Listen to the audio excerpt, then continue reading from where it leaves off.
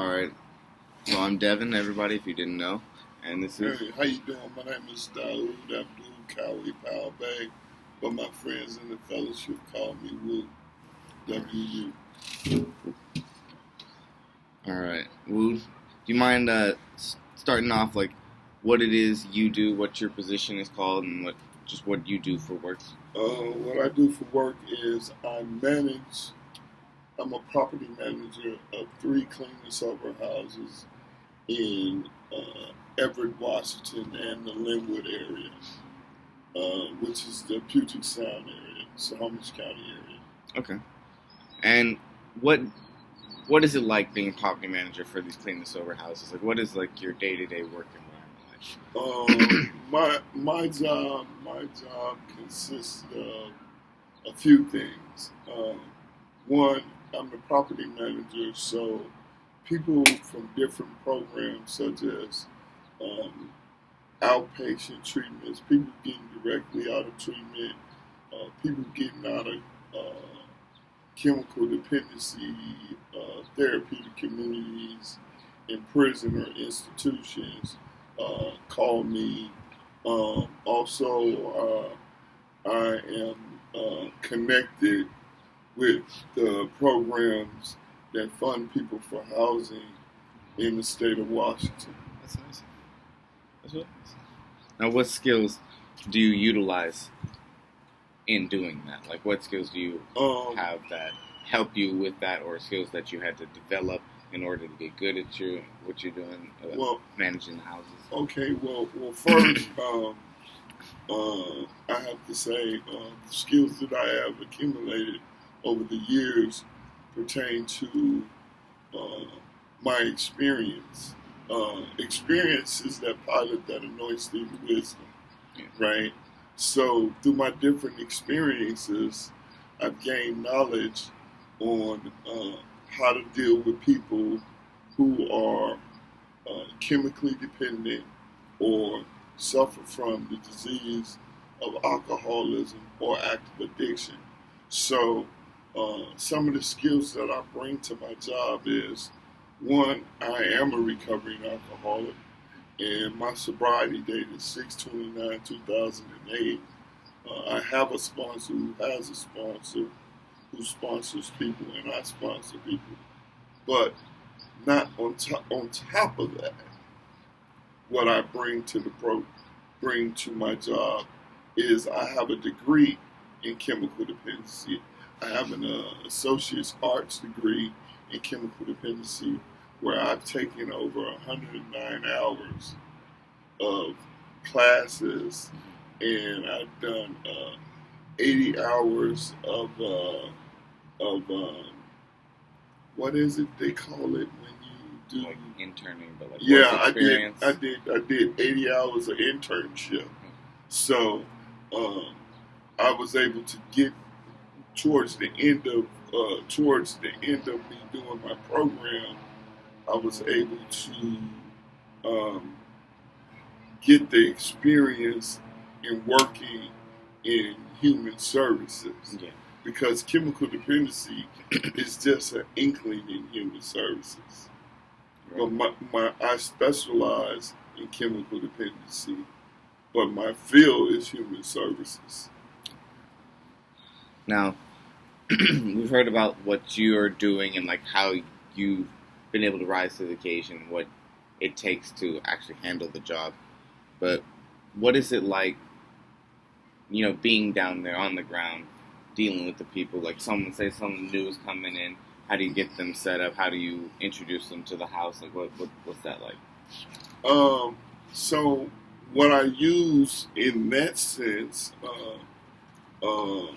there's a term in chemical dependency, which is called the therapeutic alliance. Okay. The therapeutic alliance is when you meet the client where they're at. So if I meet a cat that's hooked up in the gang, that's the first thing I ask them, what set you from? Right? And they look at me kind of funny, right?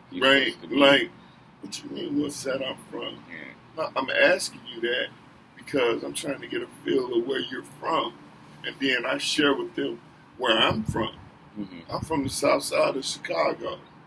You know what I'm saying? Yeah. And so cats are like, from the south side of Chicago, you all the way out here in Washington, what you doing out here? Oh man, I'm a property manager for clean and sober houses. Clean and sober houses? What's that look like? Well, what I do is I move guys in that's unfortunate, that's going through different circumstances in their life, Mm-hmm. and they want something different. And they ready. So to I go. bring them something different. You know what I'm saying? Yeah. And so I've been able to reach a lot of people that way because, one, they surprised Yeah. a cat like me is doing what I'm doing in the community. You see what I'm saying? Yeah. And then I'm doing it so far from home. True. You feel me? You help So they them like, out. man, this cat got sober. You know what I'm saying? If he like could he do really it from sober. where he from, Right. I could do it. Right. You know, cats like, you really sober? I'm like, yeah, man. They be like, man, that is cool. And then I get some cats that's resistant. Mhm. They're like, man, I ain't with that getting sober shit. You know what I'm saying? Yeah. So for me, it's more about the therapeutic alliance because I get the opportunity to meet the person where they're at, Yeah. right?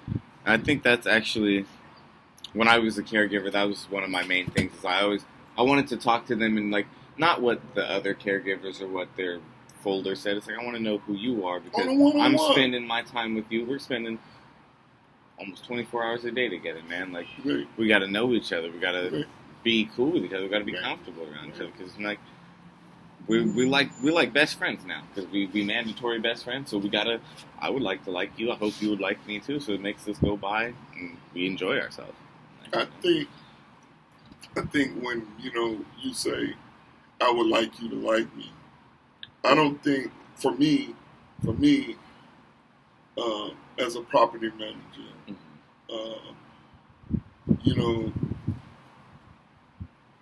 I want to say I care about what people think, right? Mm-hmm. But at the end of the day, I really care about is before you leave your room, did you clean your room? Did you make your bed? Yeah. Because I have house rules, right? Of course. Right? Did you get up and brush your teeth today? Mm-hmm. Right? Did you wash your face before you left the house? You're maintaining Did you the eat? home. Yeah. Right? Even if you didn't eat a full breakfast, did you grab your orange or something? Get something on your stomach. Right? Yeah. Before you drank your energy drink, Mm-hmm. right? And so it's more about helping people learn how to live again in society. Yes. Because as alcoholics and addicts, man, we come from, we come from this disease of the mind. We come from this disease that has engulfed everything in our life, right? It is taken so much from us. So now we need to learn how to give it back. That's right. And by giving it back, we're doing simple things, Yeah. like washing our clothes, like doing our chores, Mm. right? Paying my rent, right? Going to IOP, going to outpatient, inpatient, whatever that you got going for you Mm-hmm. when you are released from prison or treatment. I want to be the guy that you call and say, hey man, I need some help, man. I just got out of treatment and I don't want to get high. Can you help me? Yeah. I want to be that guy. Yeah. I really appreciate that because I know that it's hard for people to even get to the level of wanting to get sober because, it's like you say, it's a disease and it's a disease of the mind and it's hard for people to a lot of people don't even grasp that part of it, that it is a disease, Right. alcoholism, drug Right. dependency, and it's like, Can I this vape is something on we talk here? about. Can I vape? You might want to I just turn. would, yeah. Very good. But actually, we adults. We vape that. Yeah, we adults. I ain't smoking weed. It's just my teacher's the only one that's gonna see it, so it's good. I ain't tripping. I ain't teaching. Well, since you're the property manager, you're basically the one overseeing everything. Do you have other people like working on Yeah. under you, or volunteers Yes, that I are do. you go and I supervise do. the houses when you're not there? I have on-site house managers. Okay. I have a guy named Brian who just had 5 years. He's been clean sober 5 years. He's been through the 12 steps of Alcoholics Anonymous, and he's real good with people. Yeah. But he's stern like I was at 5 years. Right? He walks and talks Alcoholics Anonymous. Like you should. Right. Yeah. Because he did, and I remember when that was me. You just came from that, and that's what they were. I came from that. That's all I got. You know, when I got sober, bro, it was like, listen, man. I got sober because I got tired of going to prison, and I went to school, and I graduated from school, and I worked in the treatment center. But before I worked in the treatment center, I had already had a clean and sober house, and I had got a taste of it, and I was like, because that's what I said I was going to do in prison, Yeah. right? And when I said that, there was 10 things I did. I had to write down 10 feasible things that I could achieve when I got out of prison, and one of them was manage and run clean and sober housing. And you're doing it. And I'm doing it. Yeah. Believing what you're talking. That's Yeah. amazing. Yeah. And so you do work with people. We got that covered. What's your normal hours? Like you're all on call all the time? My job.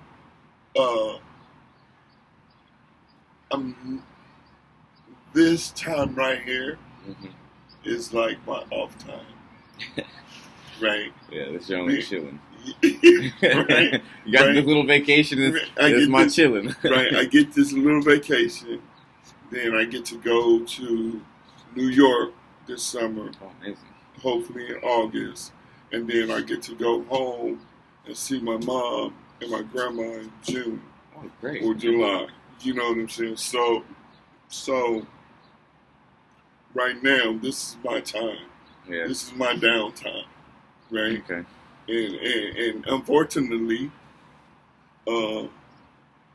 somebody like my house manager or like yesterday, 2 of my sponsees called me. Mm-hmm. So I answered the phone. Of course. You know what I'm saying? Because they're my sponsees, right? I'm their sponsor, so they call me and they want some leaders and guidance. And they called, and for a change, a couple of them called just to check on me, Yeah. And so I had like 3 sponsees call me yesterday, That's which great. was really cool. Yeah, he's checking on you, Yeah. making sure you're shaking up, just seeing how you're doing. Yeah. That's a real dude, and there's not a lot of people out there that are checking up on you just to see how you're doing, even if they've helped you, you've helped them, whatever. Just Yeah. everybody wants Yeah. someone to say, "Hey, man, how are you? Like, How you How you enjoying been? your trip, man? yeah, like You know what I'm saying? what's new in your life? You know, A like, couple of them didn't even know I was on my trip. Well, they knew, but they forgot. And I was like, man, I'm on vacation, man. exactly. You're bugging me. San Diego, they ain't bugging me, because, I in Alcoholics Anonymous, in my home group, we say this thing at the end of the meeting. We say, it's called the responsibility statement. It says, anywhere, the responsibility statement, it's,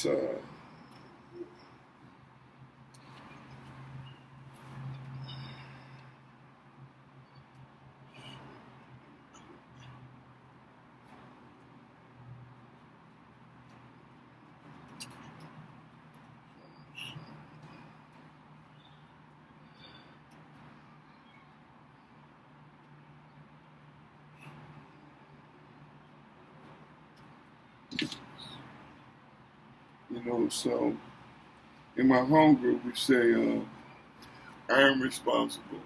When anyone, anywhere reaches out for help, I want the hand of AA to always be there. And for that, I am responsible. So that's what this is. And this blue card. And, I always want to be there for the suffering alcoholic or addict, because I may be the only one that may can say something to them that it can get better. Yeah, that it can get better, So like, what's the type of people that usually most frequent your houses, like their age, socioeconomic background, like what would you say about that? So most people who come to me are people in the fellowship or in some type of fellowship program that have. I usually get people coming out of treatment. I usually get a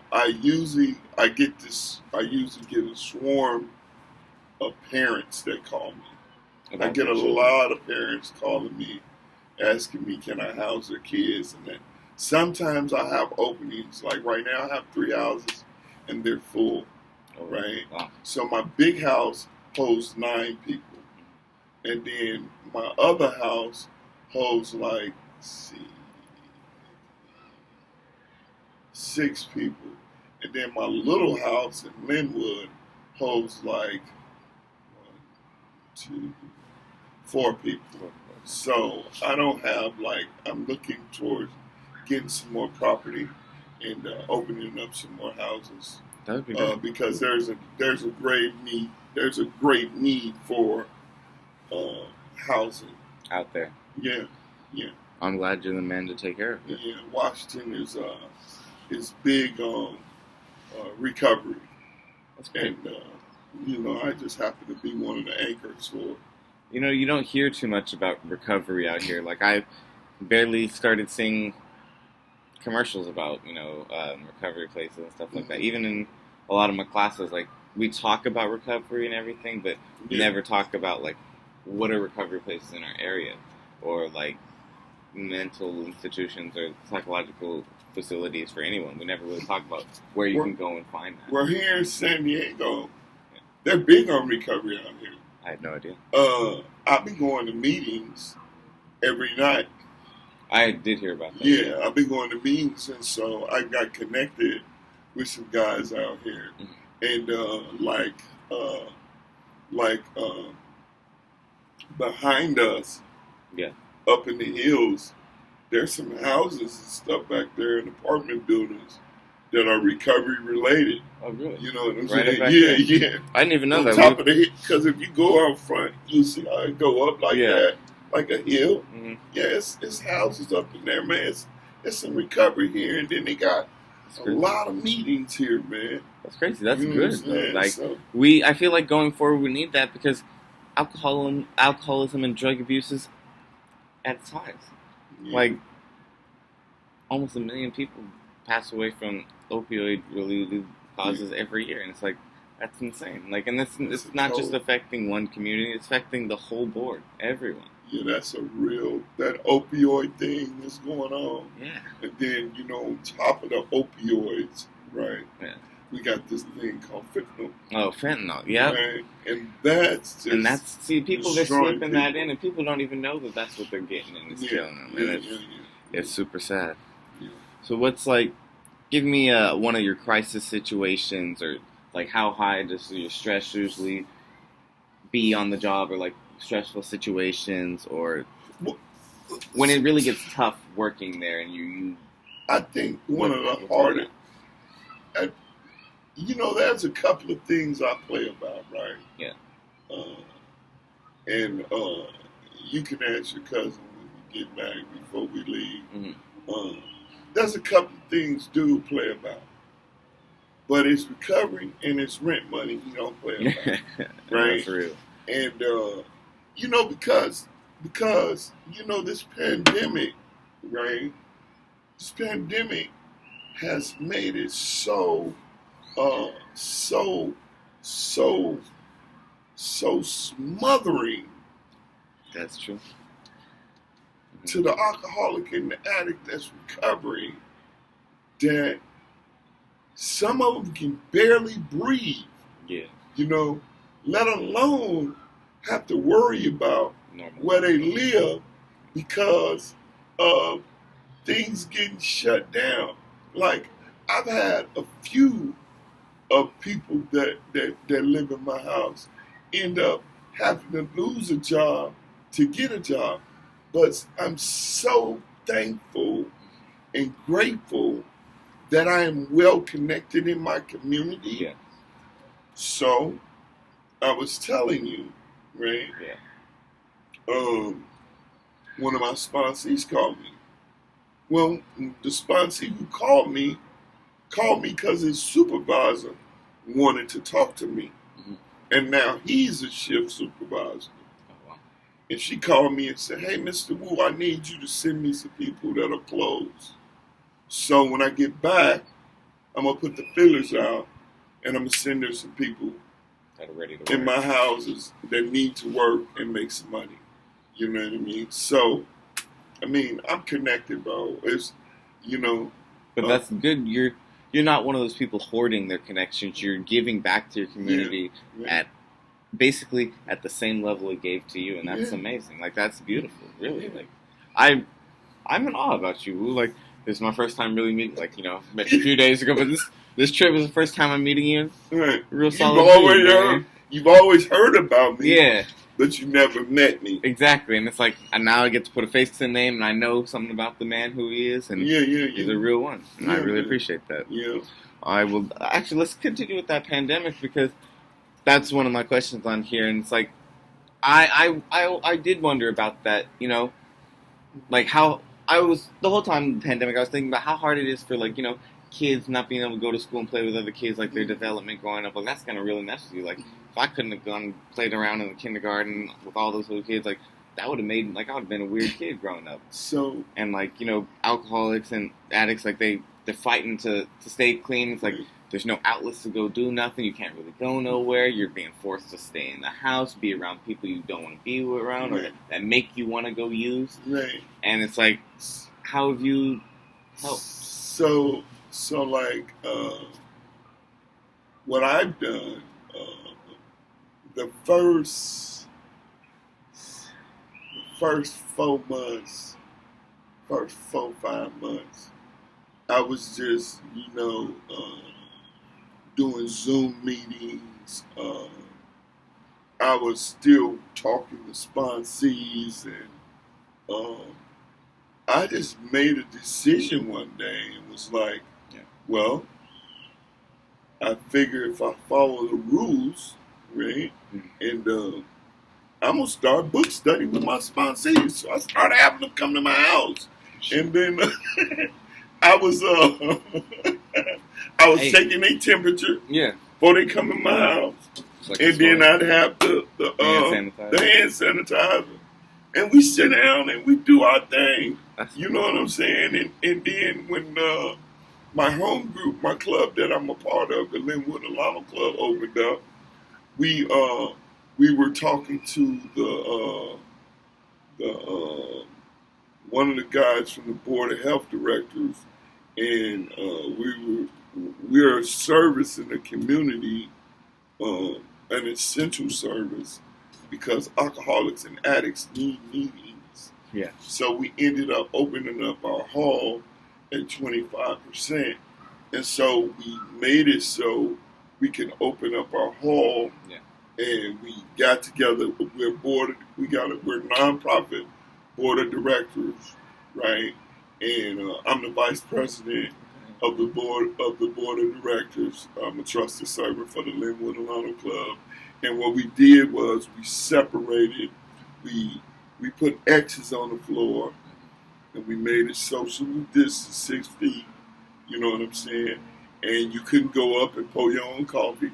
Somebody up there with gloves, and their masks, and we wear a mask, right? And we keep our social distance. And when you share, you can take your mask off. But when you're done sharing, put put your mask back on. Yeah. You know what I'm saying? So we Be follow the comfortable, rules. You know what I'm saying? And alcoholics and addicts need that. We need a place where we can see each other physically, because Zoom, I mean, it helps a lot of people. It's still that But distance. you know, I'm a realist, bro. I gotta be in the meeting. Like, Mhm. you know, I've been here. I think I got here. I got with y'all. I think I got here Tuesday, and we was in Ocean City, Yeah. right? We got here, and the day we got here, that night I went to a meeting, right? Oh, you did? In Lemon Grove. Okay. I went to a meeting there. Found out that's they call it Lemon Grove because it wasn't nothing but an orchard of lemon trees, Oh, shit. and now it's houses over there. So I went to a meeting that night. Then I went to a meeting the night before last. And I went to a meeting last night, and you know, I got connected with some guys down here, and they know I'm visiting, so they come pick me up and bring me home. They bring me back to the hotel tonight. Oh. You know, they know this is my last day I've here. been wondering how you've been getting around. Yeah. There. Are you calling Yeah. Ubers? Yeah, You and dropping- I called a Lyft the first time getting Okay. there, but after I got there and got connected with some people, They're man, bringing you in. yeah. That's real. See, it's a real community that really looks out for one another. Like you're from a whole nother state, but you got to Yeah. spill your spiel, and they're Yeah, They they like like, this- man, this dude about this deal. exactly. It's like People- I want to help him Yeah. because he helping other people. Yeah, and And they that's- don't know nothing about they don't really know nothing about cleaning sober. They just know this dude got some time. Hmm. He walks and talks a certain way. And that's all because Alcoholics Anonymous and a loving God, man. That ain't me, man. You know what I'm saying? Yeah, What I've gotten through the program and what I do in the community, man, I do that because that's the right thing to do. and that is the realest statement I've ever heard, man.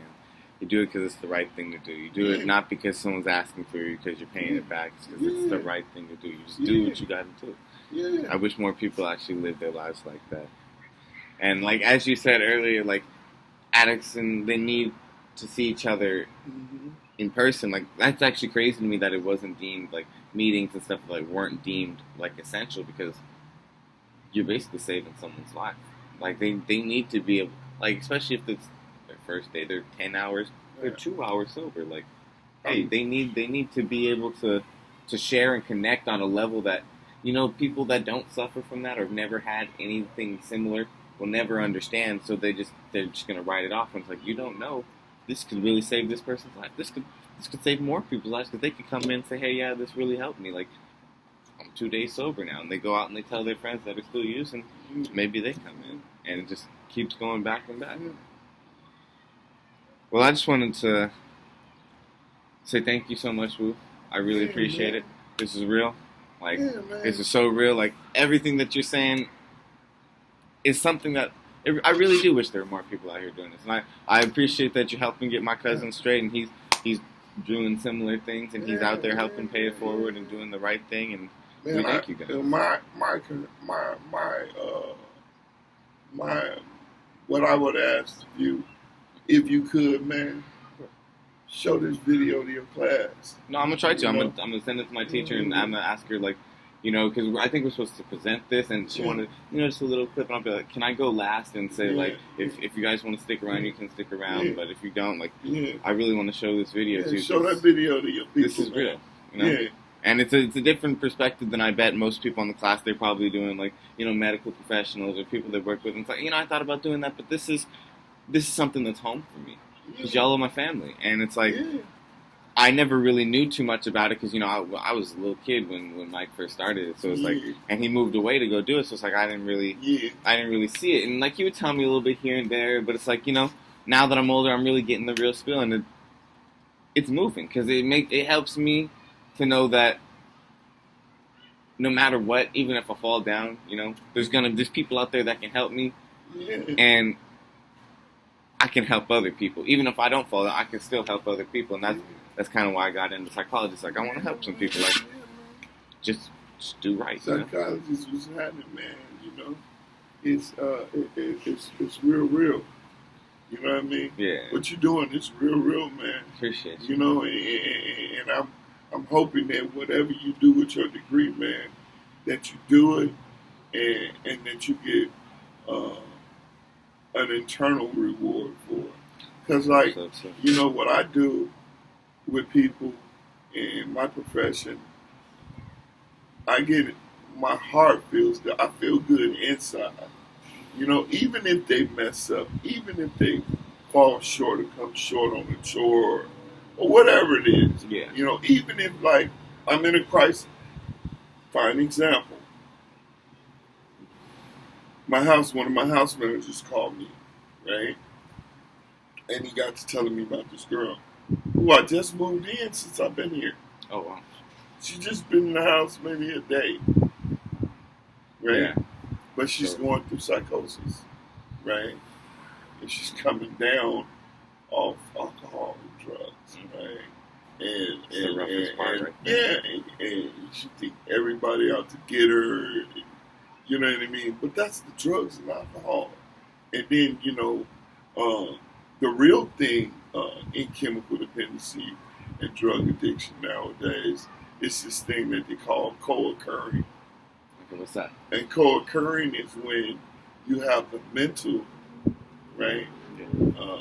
A person that might be bipolar, and Okay. then on top of that, they smoking meth. Yeah, so it's just triggering and making it worse. It's like, Right, it's like right. lighting, putting gas on a fire. You know? Exactly. But that's because they're not addressing their mental, but they think they're addressing their mental by drugs and alcohol. And not even realizing that It's, it solves it for a little quick fix, but that's that's what they are, a little quick fix, but then it's doing more damage than actual good, and exactly.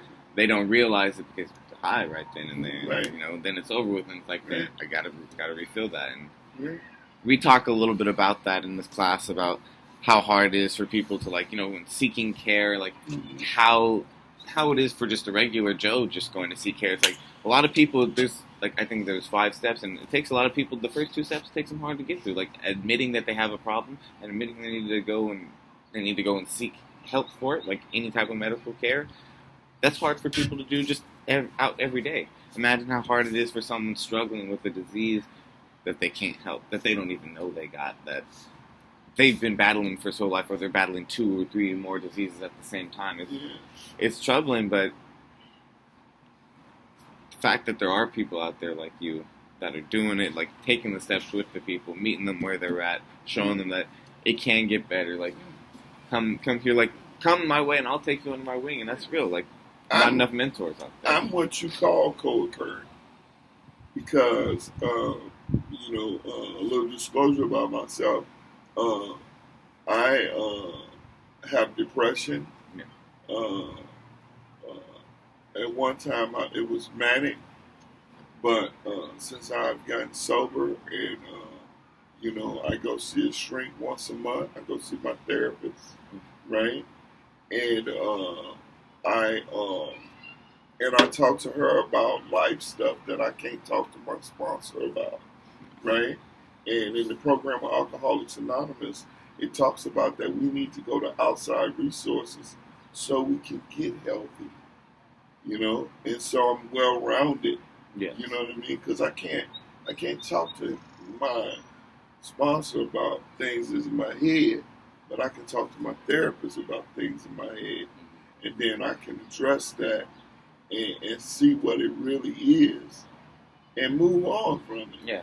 You know what I'm saying? And so, for years, man, I have, suffered from depression. But thank God that I'm in a program that helped me see that I have a problem with depression and address it. Yeah. You know what I'm saying?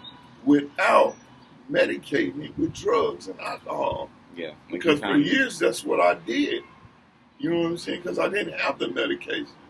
I wasn't trying to come from out of it. I just kept getting high, kept drinking. It was doing its job enough for you at the time. Yeah. It was suppressing it, Mm-hmm. right? And so, that's, I'm just grateful, man. I get to come out here and I'm free, man. I'm a free man everywhere I go, man. That's right. I go to the state, man. and I step in a room of Alcoholics Anonymous, man, and it's like this. It just washes all over you. Like, yeah, you know what I mean. You're doing it. You're living it. You did what you said you're gonna do, and you're gonna continue to do it. Yeah, I ain't one day at a time, baby. One day at a time. That's how I do it. It's been a pleasure, bro. Thank you again, man. Be For welcome, real.